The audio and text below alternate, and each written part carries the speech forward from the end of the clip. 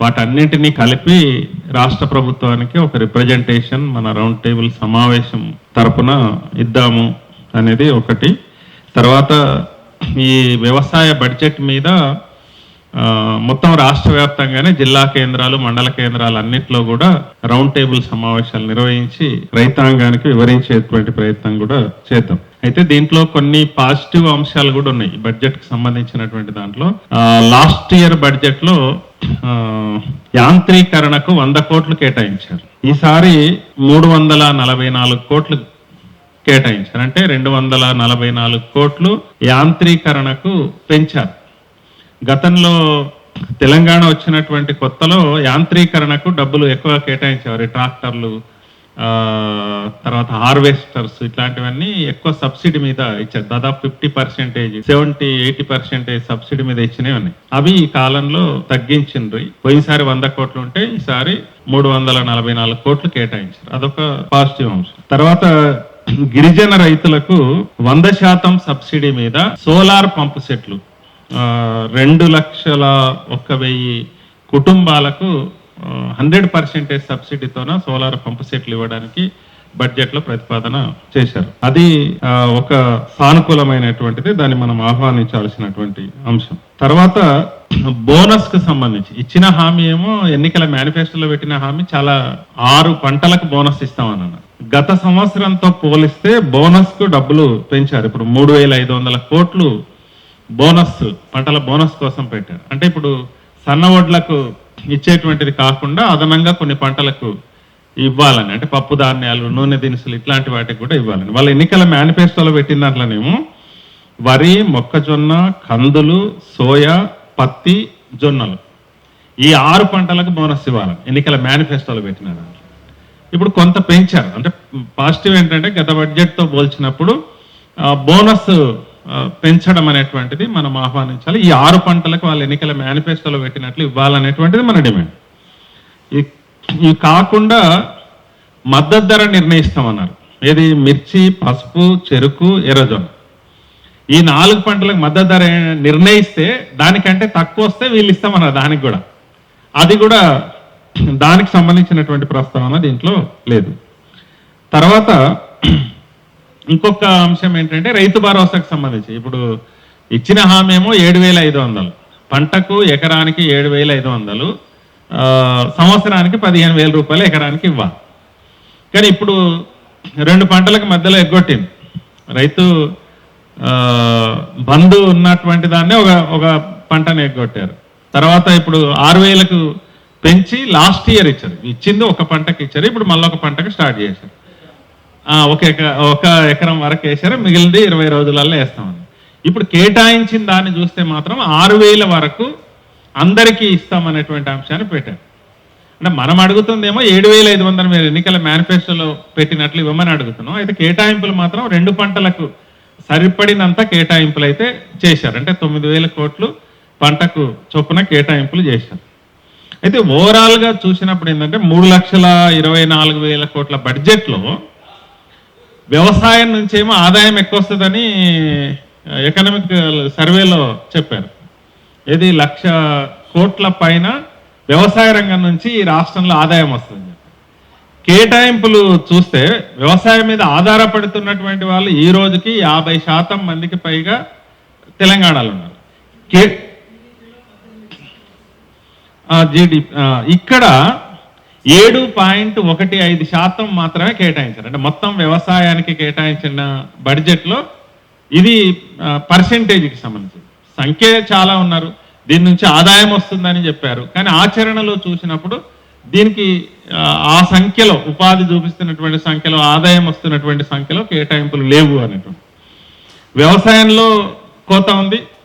దాదాపు లెక్కలు అన్ని ఏమంటారు, ప్లాను నాన్ ప్లాన్ అంతా కలిపితే దాదాపు 1,200 కోట్ల రూపాయలు లాస్ట్ ఇయర్. అంటే బడ్జెట్ ఏమో పెరిగింది, వ్యవసాయ రంగానికి ఏమో కోత పెట్టారు. సాగునీటి ప్రాజెక్టులకు కూడా తగ్గించారు.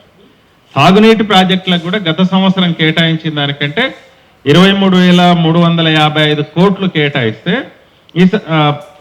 పోయినసారి, ఈసారి 22,615 కోట్లు కేటాయించారు. లెక్క ఏం చెప్పారు? ప్రాజెక్టులకు సంబంధించి మొత్తం 73 ప్రాజెక్టులలో 42 ప్రాజెక్టులు అంటే 10 భారీ ప్రాజెక్టులు, తర్వాత 32 మధ్యతర ప్రాజెక్టులు పూర్తయినాయి అని చెప్పారు. కానీ సాగునీటి పెండింగ్ ప్రాజెక్టులు అంటే దీర్ఘకాలికంగా పెండింగ్లో ఏమంటారు, పెండింగ్ ప్రాజెక్టులు అన్నీ అట్లా ఉండిపోతున్నాయి. దాని కాస్ట్ ఏమో పెరుగుతోంది. అంటే కేటాయింపులు మాత్రం ఆ రకంగా పెంచలేదు అనేటువంటిది అది ఒక అంశం. తర్వాత మన రవీందర్ గుర్తు చేసినటువంటి ఇన్సెంటివ్, పాలకు బీఆర్ఎస్ 4 రూపాయలు ఇచ్చింది, మేము 5 ఇస్తామన్నారు. ఈ 5 రూపాయలకు సంబంధించినటువంటి ప్రస్తావన ఎక్కడ కనబడలేదు. తర్వాత కౌలు రైతులకు సంబంధించినటువంటిది కూడా మన వాళ్ళు గుర్తు చేశారు ప్రసాద్ వీళ్ళు.